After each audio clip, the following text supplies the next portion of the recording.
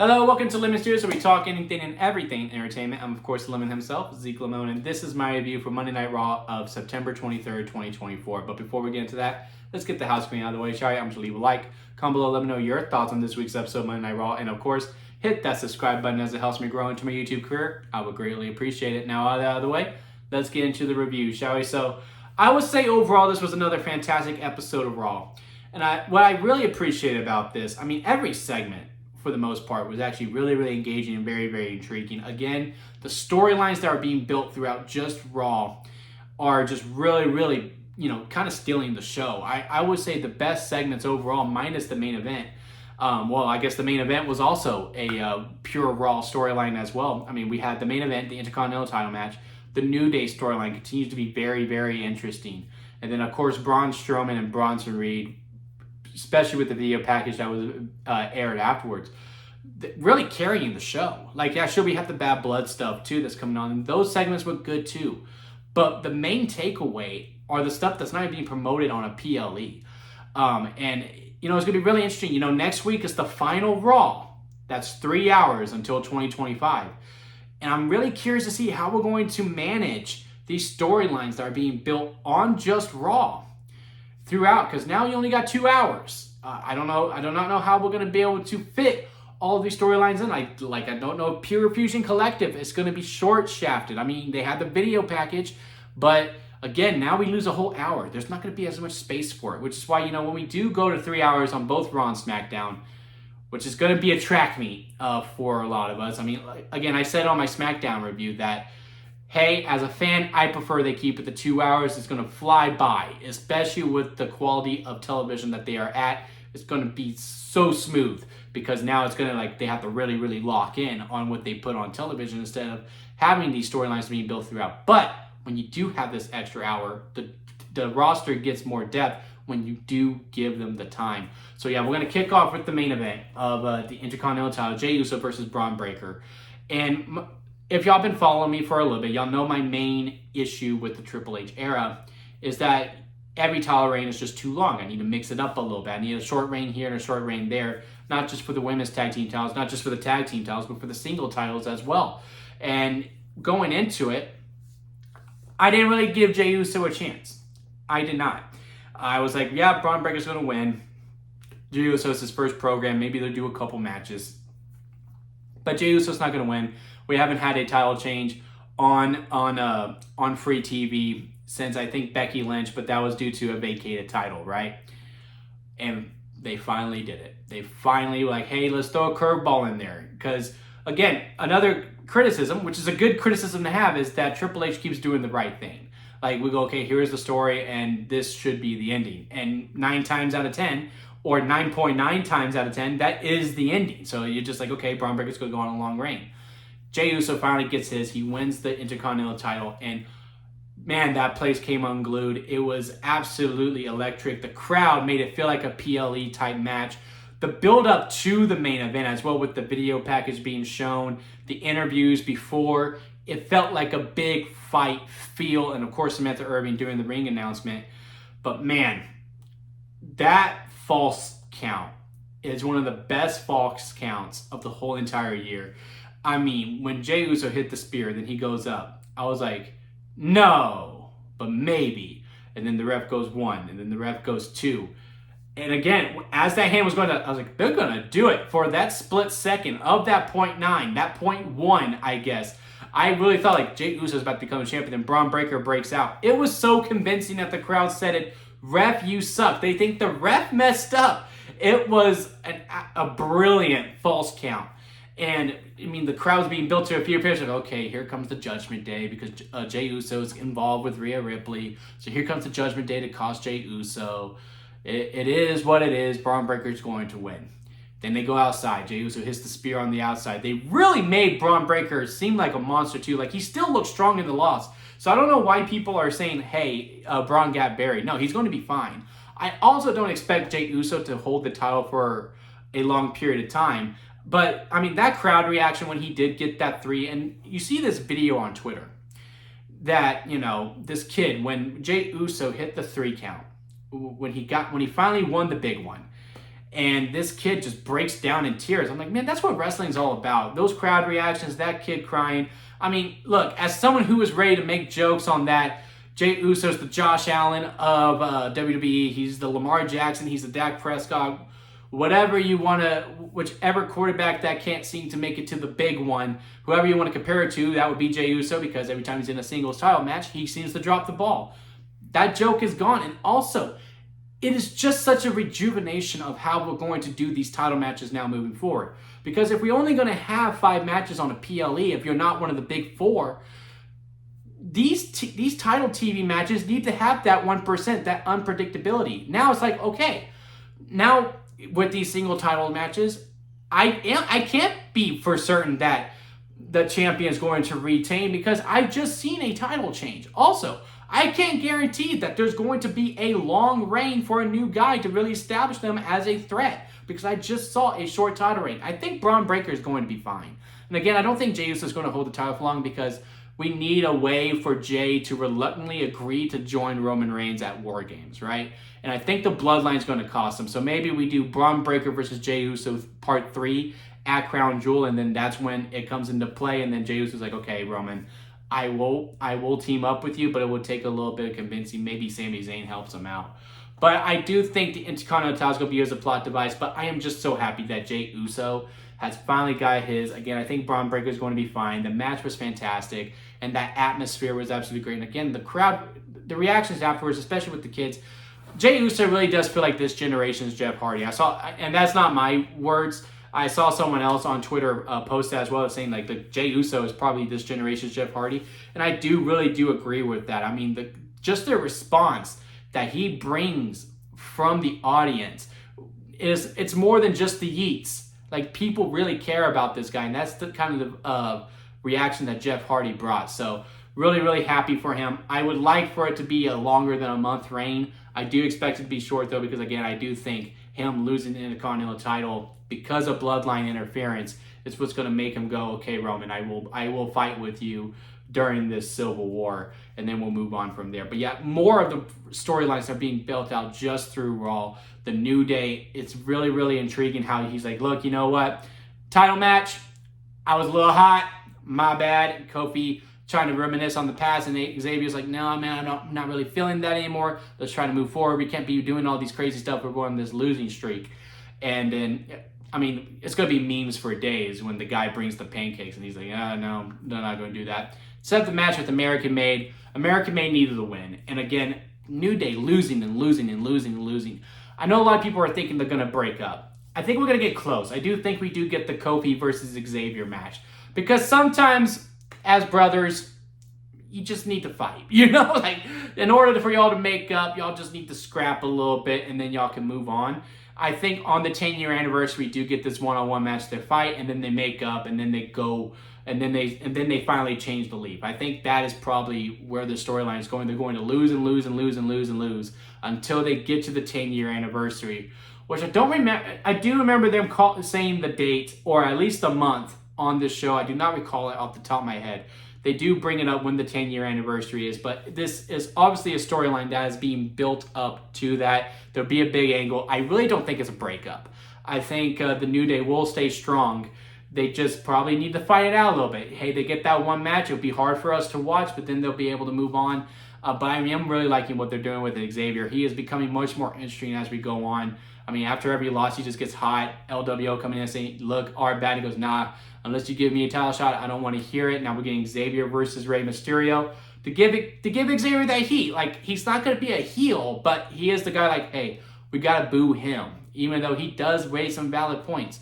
To me, it's the second best storyline on Monday Night Raw that is not revolving around a PLE. Of course, the number one storyline is for sure the CM Punk versus Drew McIntyre, but once you remove that, I do think it's Bronson Reed and Braun Strowman, and then this New Day angle is right up there. I'm actually really curious to see it. Again, just nervous when we do go to 2 hours, how are we going to be able to fit all these storylines in there? But yeah, then we have Bronson Reed and Braun Strowman. First, when Liv and Dom are showing up in the lowrider, and they are on their way to the ring, and then they fight through the merchandise stand to give the attention of these dudes have been fighting each other for a whole week. I posted it on Twitter, you know, Peter Griffin and the chicken finals like Braun Strowman and Bronson Reed. Really, really funny stuff. Also really liking what they're doing with The Miz. I know a lot of people don't like him. I really don't get why. I am a huge fan of The Miz. I think he has done a great job of body of work, and I like what they're doing with Karrion Kross, where he's going, hey, everyone's saying like you're in over your head. You should be doing this match. It's kind of silly. And Miz is just like, man, like, you know, what is your angle? Like, I know what you're trying to do, but you do make some valid points. And I actually do think when we get to next week and we do this last monster standing match, first of all, I mean, that video package was amazing. It was like Godzilla versus King Kong. Stellar stuff. Because when Braun Strowman attacked Bronson Reed before the Miz's match, and Miz is getting in Braun Strowman's face, and if you're making out the words, Braun's going, Miz, you're just in over your head. And the Miz is getting really upset, and that's when Bronson Reed, you know, takes it over. I think the Miz is going to cost Braun Strowman the last monster standing match, because you got to keep Braun strong, but Bronson Reed is obviously the focus, right? It's his night. It is his time. We are building up as this this threat. There is a much bigger word that I cannot just think of right now, but we are trying to make him more of a threat. He needs to win, but I do think the Miz does help out in some way to really show how the Miz is starting to take a turn, which I do think heel Miz is the best Miz. I do enjoy him as a face. I like this stuff with Awesome Truth.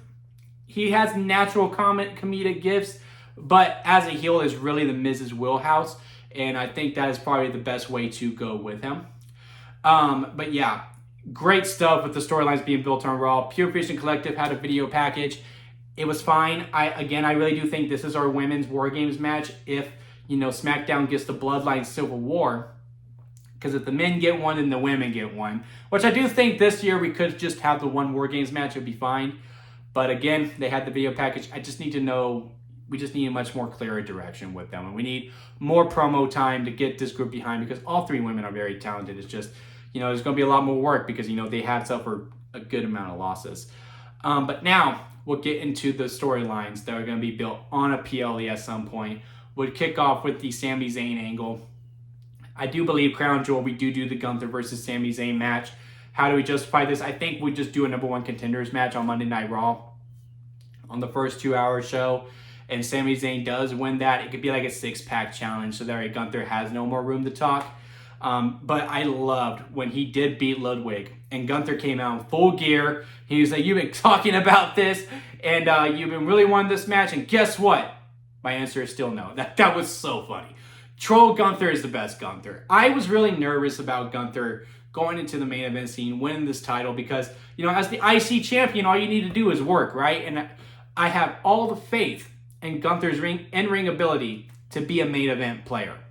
It was his mic skills I wasn't sure about, but I think as IC champion, he really wasn't given that opportunity. Now he has to do it, and he has smashed it out of the park every single time. Where now, he is a really interesting character to me, because again, like, why won't he accept Sammy's challenge? Is he really that afraid of him? Also, is he just trying to get Sammy's confidence up a little bit, just to make sure that he ensures he gets the best Sami Zayn? Again, back to that Randy Orton promo when he came out after Bash in Berlin, and he gave Randy Orton his respect, going, look, I just had to make sure I got the best Orton. So I'm still having that in the back of my mind as well, but I am loving all the troll stuff with it. Ludwig versus Sammy was a good match.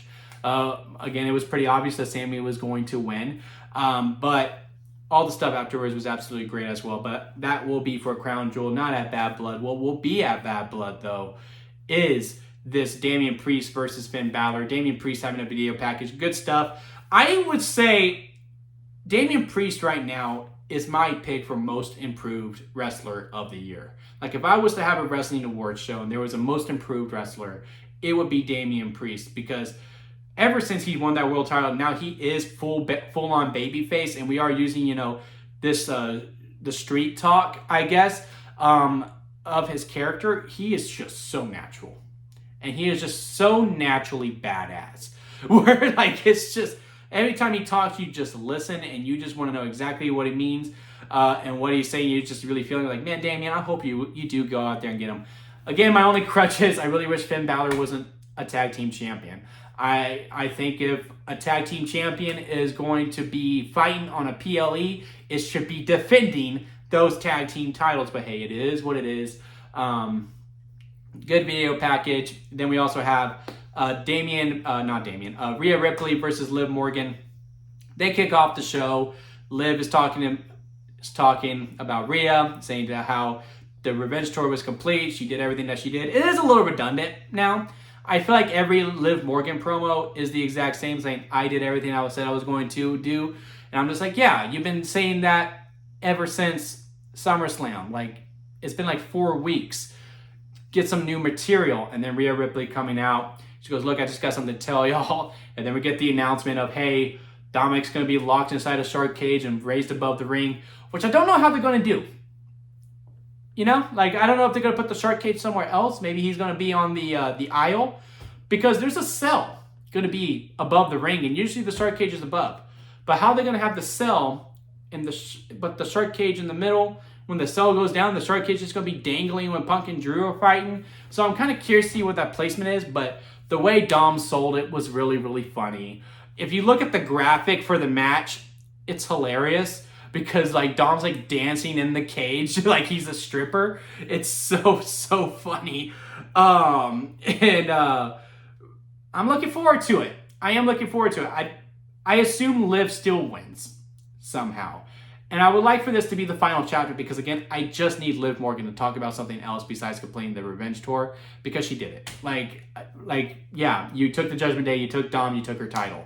Say something else. Say something else. Love Liv Morgan as a talent. I think she has done a spectacular job with this character that she currently has. She's very, very believable in it. And I do think Rhea Ripley is great too. I just think the storyline has run its course. And I love the final stipulation. Again, I'm just curious where they're going to put the shark cage at. Also, like when they were talking to Adam Pearce as well, and he's like, Dom, I have to put you in the cage because you literally interfered in every single women's title match. And he's like, that wasn't me, that was Tom. And I was like, okay, R-Truth, always representing somewhere. But yeah, I just think the storyline has run its course. They just need some more material, and I just wonder how the finish is going to go. And I think Liv Morgan needs to win more than Rhea Ripley.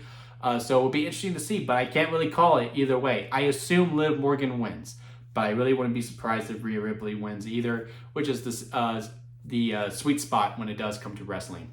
Now, for what should be the main event of Bad Blood, but what might not be the main event of Bad Blood, Drew McIntyre versus CM Punk. Drew McIntyre coming out kind of promo. I like how they're keeping them apart. I do hope next week we do get them face-to-face. We do get that one last brawl, if you will. And I like how it's implementing the storyline as well, that, look, we cannot have these people in the same arena at the same time. Otherwise, it will be just pure chaos. And I do feel like they've said what they need to say. I mean, this is a feud that, once we do get to Bad Blood, it would have gone on for 10 months. So it is kind of just like, hey, all right, Punk, you come out and talk about something saying, hey, you're ready to die, you're ready to bleed. This match better be a bloodbath. I really like how they're selling that the cell is scary and that it is dangerous, because, you know, we were in that path where, you know, the cell match was just another cage match. And it really wasn't that, you know, ruthless, if you will. Now it feels that way again, because we haven't had one since WrestleMania 39. Over a year ago was our last Hell in a Cell match. So it does feel, you know, fresh, like it's a brand new break. And Drew basically saying the same thing with CM Punk, like, look, I am ready to die. My family's also telling me not to be there. I just wish the goddamn crowd was just listening and not trying to troll and say what. I know Drew's going to get whatted because he's the heel, but still, it was just like, come on, guys, just calm it down. They paid their money. They deserve to yell what. I just wish they didn't. But yes, overall, again, this episode of Raw was absolutely fantastic. Absolutely loved it. Bad Blood cannot get here fast enough. Really, really just amped for that. But I'm also just excited to watch Raw again, you know? I'm excited to watch SmackDown again. These storylines, again, that are just being built throughout the shows are really, really elevating. Now that we are going back down to 2 hours, which, again, I am really, really excited for. I know the show is going to fly by super fast, and to have that extra hour afterwards, especially on Monday, where it's not like, okay, I can go to bed and I can actually get a full 8 hours, or, you know, I got an extra hour where I can just kind of chill for a little bit before I have to go to bed. I am nervous about these storylines, again, that have just been elevated just on the brand. Now that we lose a full hour, how is that going to play out? But let me know what y'all think about it down in the comment section. Leave a like if you made it this far. I do greatly appreciate it. And again, hit that subscribe button, as we do have a lot of content heading your way. We got Agatha all along, Lord of the Rings. We will be doing the Vince McMahon documentary. That part won't be till Sunday, though. It's probably going to be the only time I'll be able to watch it. We also got The Penguin, that's out. Just a bunch of content heading your way. Got the Wild Robot movie, and then of course Joker is coming out the same week as Bad Blood. It's gonna be a busy time on this channel. So hit that subscribe button to see all that coming out. And until next time, guys, I'll see you here at Lemon Studios.